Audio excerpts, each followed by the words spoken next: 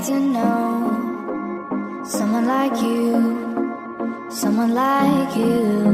I want you to know me, 'cause I know then you'll see.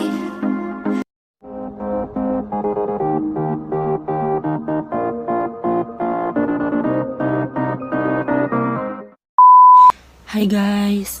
Ayan, welcome back to my channel and may panabago na naman tayong video ngayon na gagawin. Wala pa ako sa kwarto ko. Dito pa ako sa kwarto ng kaibigan ko. And ayun, she's still sleeping. Hinihintay natin siyang gumising. And sorry kung ganito lang yung boses ko kasi ayoko talaga makabulabong ng ibang tao. Kasi natutulog pa po yung nanay at saka tatay niya sa kabilang kwarto and yung mga kapatid niya sa taas. Ayun, masyadong minimize lang tayo sa boses natin. By the way, oh my god, may kapatid niya. May papa. Arat, jug-juga na. If you want to know kung paano namin ginawa ito, stay tuned and keep on watching. We need to sanitize our hand first.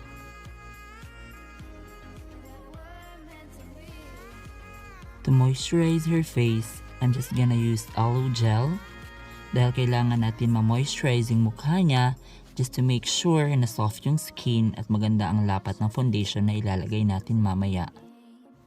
So, for the primer naman, I'm gonna use the usual and that is the Maybelline Baby Skin Pore Eraser. I'm gonna get some ample amount of the product.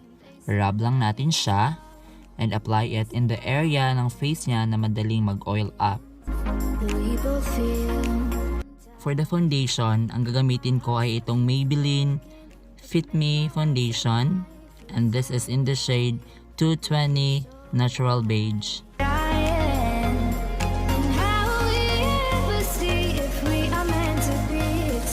And upon putting a foundation, make it sure na paunti-unti lang ang ilalagay para naman hindi sasobra yung amount ng product at hindi masyadong makapal. Kasi mas okay na yung magdagdag kaysa magkulang, di ba? Then blend it very well.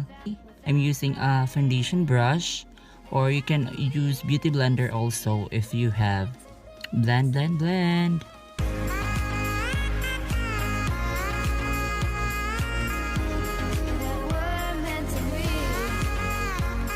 Don't forget to put also sa leeg para naman di pangitignan, di ba? Blend, blend, blend. So, to conceal the imperfection and to highlight, ang gagamitin ko ay itong L.Agirl and ilalagay lang natin siya sa kanyang under eye and T-zone area. And to blend the concealer, of course, I'm using my beauty blender. Start blending, girl.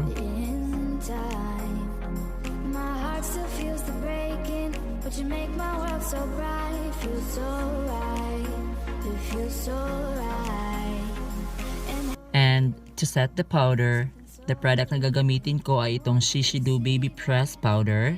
Then press lang natin yung powder sa mga parts na merong concealer just to make sure na di sila magmo-moves pag naglalagay tayo ng bronzer, blush, and such. Ang talagang mas mag-long last sila, di ba? Then, set ko lang din ng powder yung outer perimeter ng kanyang mukha using my BUTAE Super Oil Powder to bronze her face. I'm gonna using my BTLA Contour Kit in the shade Light Bronzer.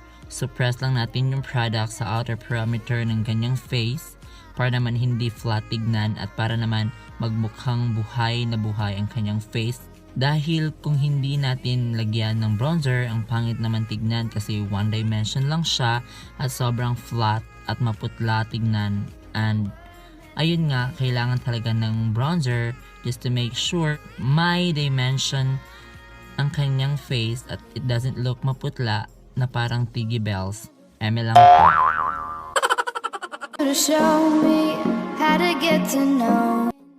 Then to contour the nose and cheek, ginamit ko lang po yung darker shade ng BTLA Contour Kit and make it sure it is a matte shade for your contour color. And I'm just gonna go under her cheekbone and gonna go under it toward the hollow cheek. Then I will just trace the line. I want you to see that this is a love that we both feel, that we both feel.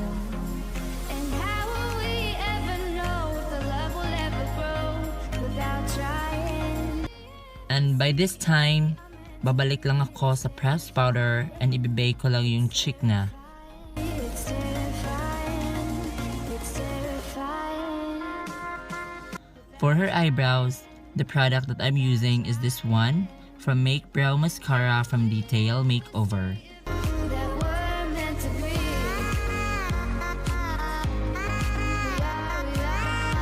Kumuha lang ako ng spoolie, then brush ko siya sa mismong applicator ng brow mascara before ko nilagay sa mismong brow niya talaga.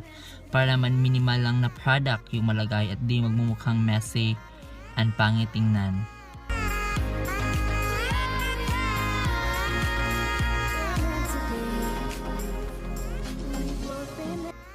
Ng concealer sa kanyang eyelid and sinet ko ng powder para mas maganda yung blending ng eyeshadow na ilalagay natin at di siya magiging patchy. For the transition color, the product na gagamitin ko is from BTLA Matte and Shimmer Eyeshadow. Then blend ko lang siya sa outer lid niya. Then, kukuha ulit ako ng mas darker color, then ilalagay ko siya sa outer part ng kanyang mata at para mas may dimension. And make it sure na soft lang yung pag-blend mo para very diffuse ang kanyang kulay and you need to take your time talaga sa pag-blend. Then, kinuha ko din yung super dark na color which is kanilang black and finocus ko lang siya yung outer ng kanyang mata para mas deep tignan. Know if the love will ever grow without trying, without trying. And how will we ever see if Para sa kanyang lid, ang gagamitin ko ay itong aking MAC Cosmetic in the shade parang gold na ewan. Basta, ayan, wala kasing pangalan kaya deadman na yan. Then ginamit ko lang yung warm finger ko para mas bongga talaga ang lapat. Then, maglalagay na din ako ng eyeliner sa mata niya para naman may dimension talaga at maganda tignan.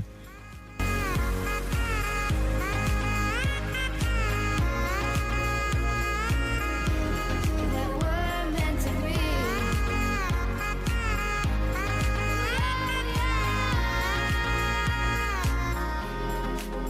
We're meant to be.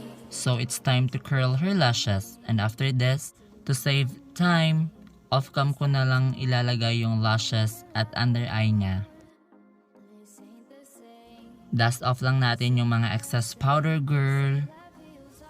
I want you to show me how to get to know. For the blush, gagamit tayo ng Vice Cosmetics from Memi Vice. Ayan. So you see, 2 shade yung hawak ko kasi yung shade na uploaded ay ilalagay ko siya sa hollow cheek niya, while SHALAH is ilalagay ko siya sa apple cheek niya. Something so real, something so real.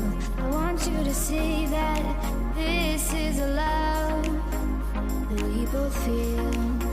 That For the highlighter, I'm gonna using my favorite, which is SHAWILL. Ilalagay ko lang siya sa highest point ng kanyang mukha. and how will we ever see if we are meant to be? It's terrifying, it's terrifying.